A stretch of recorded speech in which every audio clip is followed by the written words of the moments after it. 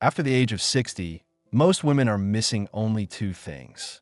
Not medication, not surgery, not even a gym membership. Two specific muscle groups that medical research has now shown determine the difference between living independently and quietly, gradually, and often unnoticed losing that independence. Let me ask you something honestly. When was the last time you felt completely balanced on your feet? Not just while standing still, but while moving, stepping off a curb, reaching across a kitchen counter, walking through an uneven parking lot in the dark. If you hesitated before answering, that hesitation is telling you something important. Because the truth is, most women over 60 do not lose their independence in a single moment. It fades slowly. It withdraws in small, almost invisible steps. Morning stiffness lasting a little longer than it used to. That brief moment of hesitation before stepping into the bathtub. A grocery bag that feels heavier than it did last year, even though it weighs the same.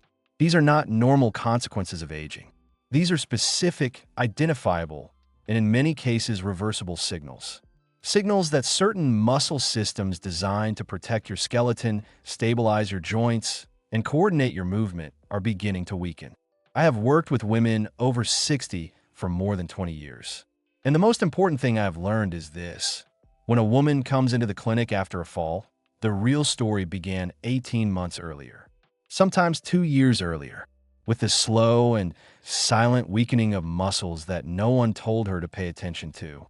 This video is about those muscles, and about 3 movements that, when done correctly and consistently, quietly return the structural support your body has been losing. But first, let me address something you have almost certainly been told before.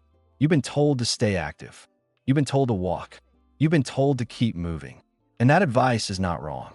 Walking supports cardiovascular health, mental clarity, and circulation. These are extremely important. But here is what walking does not do, and what most general advice fails to address. Walking does not create enough resistance to stimulate the preservation of bone density. Walking does not target the deep stabilizer muscles of the hip and pelvis. Walking does not train your nervous system to respond when your balance is suddenly and unexpectedly challenged. And walking does not slow down sarcopenia, the age-related loss of muscle mass and strength that accelerates significantly after the age of 60. Research published in the Journal of Bone and Mineral Research has shown that resistance-based exercise preserves bone density in women over 60 significantly better than aerobic activity alone. The mechanism is simple. When a muscle contracts against resistance, it pulls on the bone it is attached to. The tension is the signal that tells the bone it needs to maintain its density. Without that signal, bone gradually thins over time in response to lack of demand.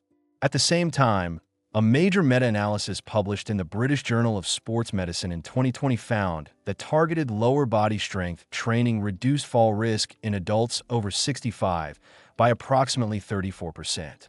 Not recovery after a fall. Prevention of the fall, before it happens. The problem is not that women over 60 are not putting in effort. The problem is that the specific information they need has largely been replaced by general encouragement like just keep moving.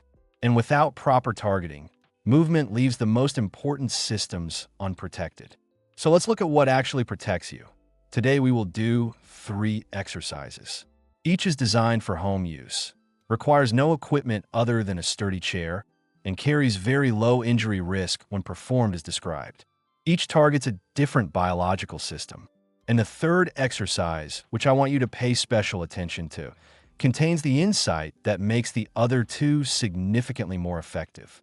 Before we continue, I'd like to hear from you. Write your age and where you are watching from the comments. We read and respond to every comment. Your experience matters in this conversation.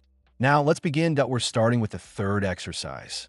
Exercise 3, supported wall sit. I want to begin here because this is the exercise most likely to be skipped.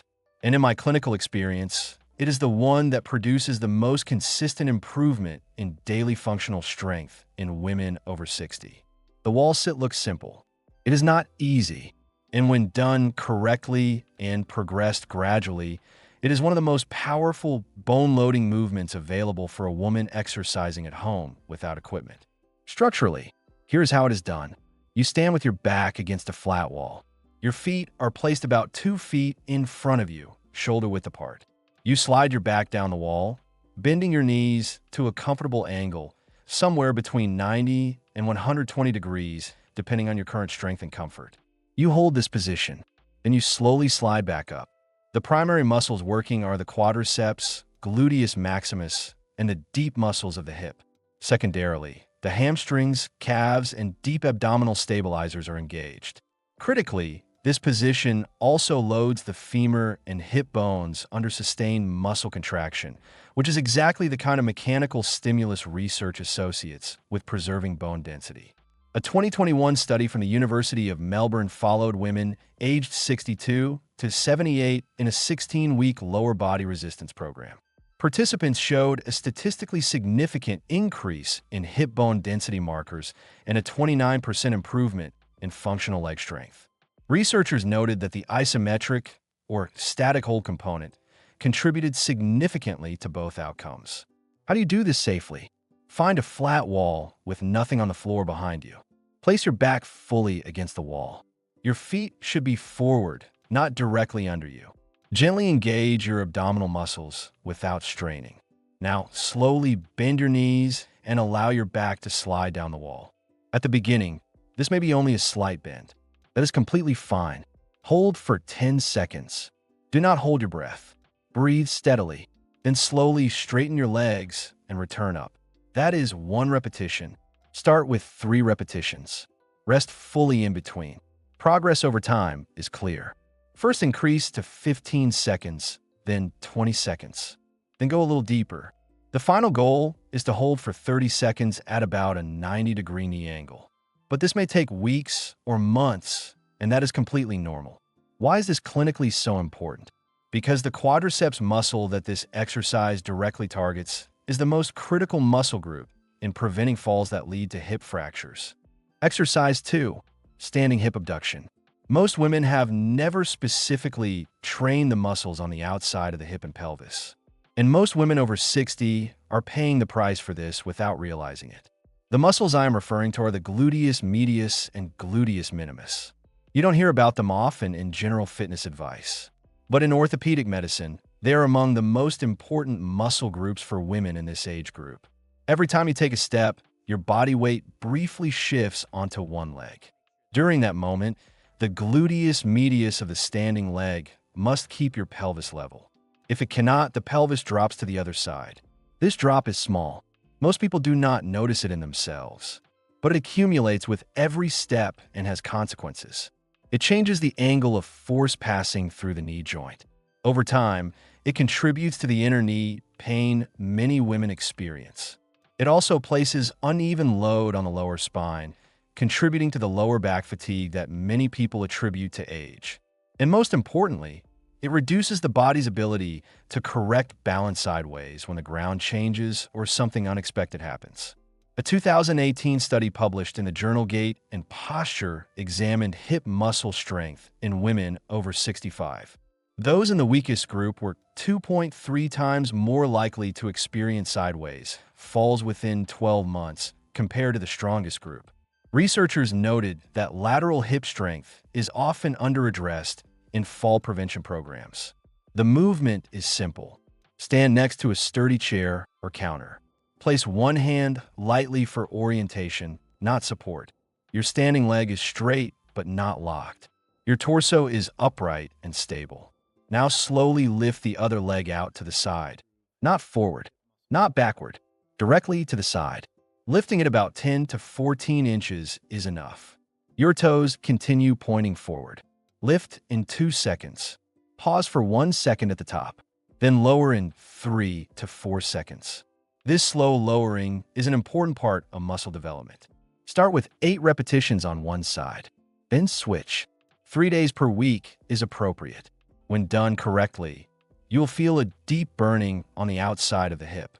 If you feel in your lower back, lift less and make sure you are not leaning.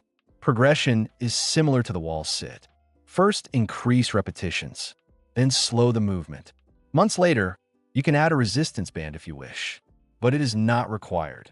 Now we come to the most important exercise in this series, because this exercise targets the system that turns a stumble into a fall. Exercise 1. The proprioceptive system, the body's sense of position. It allows the brain to understand where the body is through signals from the joints, muscles, soles of the feet, and inner ear. After the age of 60, this system weakens. Research shows this clearly. But the good news is this: it can be improved at any age. But it must be trained specifically. Walking on flat ground is not enough. It must be exposed to situations that require real balance. This exercise does exactly that. Stand near a stable surface. A kitchen counter is ideal. Keep your hand close, but do not hold on. Shift your weight onto one foot. Feel the sole of your foot. You will already notice small balance corrections beginning. That is your proprioceptive system.